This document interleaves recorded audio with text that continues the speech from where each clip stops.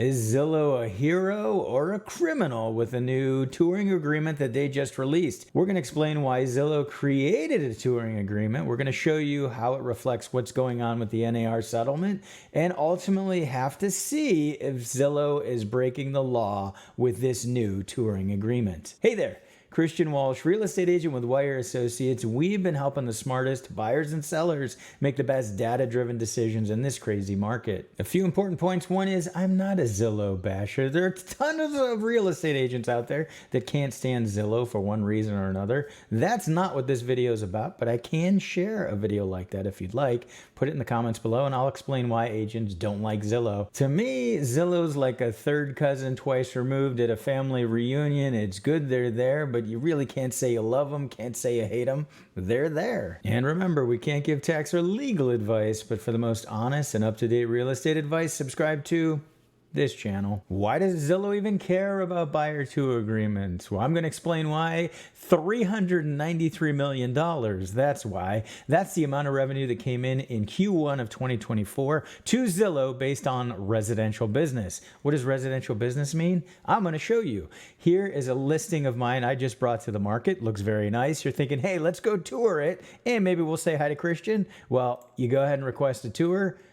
It's not going to be me. You go ahead and get contact agent. You're going to contact a buyer's agent. That's not going to be me. The Zillow Premier agent who's paying for this zip code is going to pay money to Zillow in order to get that lead and do that tour. There's also what is known as Zillow Flex, and Zillow can assign that lead, and then subsequently, if a buyer buys this home, they will pay up to 40% to Zillow as a referral fee.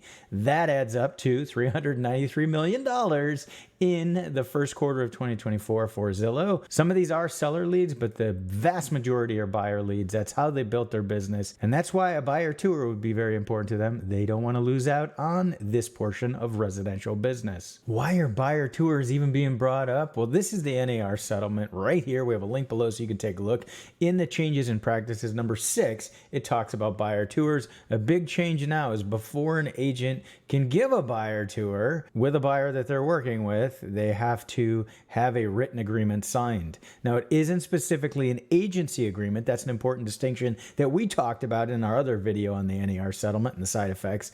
But there's 3 important things. Number 1 is that the amount of compensation for the agent must be specified and conspicuous on that agreement. 2 is it can't be open-ended. It can't say whatever the seller is willing to give to me. And 3 is the agent can't take more than what is specified on that written agreement. Those 3 important things are tied into a buyer tour. So let's see if Zillow's buyer tour agreement will meet these. And don't forget the NAR settlement with its $418 million and its changes in the certain practices in real estate only has preliminary approval. And these changes are set to go in place in July of 2024. But the final approval by the judge will not be until November of 2024. And here it is, the Zillow Touring Agreement in all its glory, 1 page, pretty simple here. Purpose of the agreement is to allow the broker to consult on specific properties with a buyer and assist the buyer to tour those properties. The buyer and broker are not entering into an agency relationship, and that's important. The NAR settlement didn't require an agency relationship, but the broker, according to B, still has to follow whatever duties they are required to in a non-agency capacity. For example, be honest. They can't make stuff up about a property. Have to be honest, even as a non-agent. The buyer has to say that they're not working exclusively with an agent in that area, wherever they're touring. This is a short agreement. It's only a week. And then number 4, here's where it gets interesting. There's no fee for the touring services. So the agent isn't expecting compensation to drive the buyer around.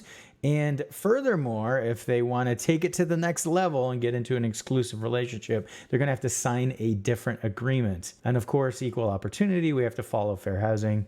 That's it in a nutshell. And the problem we run into is number 4. And I don't have a problem with no fee for these services. In fact, a lot of agents don't mind putting in a buyer in their car to go show them a bunch of houses. That's how a lot of agents, especially newer agents, have built their business and haven't required a written agreement. And I know there's going to be agents in the comment to say they won't put anybody into a car unless they had signed a written agreement. And that's fine. And going forward, legally, we have to do it. It's not the fact that it's free and that we're being expected to take buyers around. That's not the big deal. The problem is what it says in B is that brokerage services beyond the tour need to be a separate written agreement for those additional brokerage services.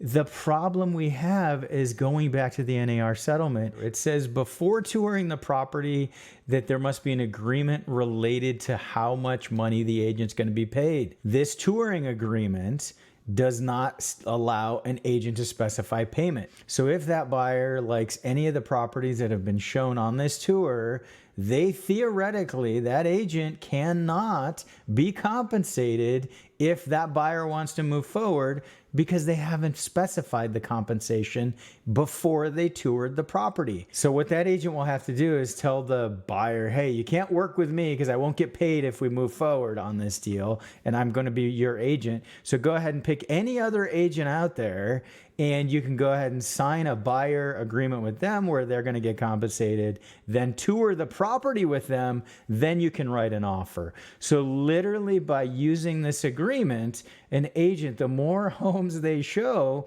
the more likely that they've gone ahead and essentially put themselves out of business with that particular buyer. In our opinion, this touring agreement does not meet the requirements of the NAR settlement.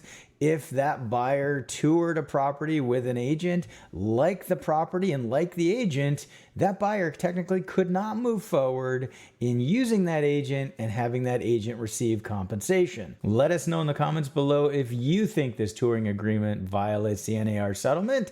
Would you use this as an agent? Would you use this as a buyer? Let us know below. Make sure you subscribe to our free weekly email newsletter so you can be kept up to date on what happens with the Zillow Touring Agreement. Oh, and the next thing you need to know is in this video right here. This has been Christian Walsh, real estate agent with Wire Associates, and we can't wait to hear from you.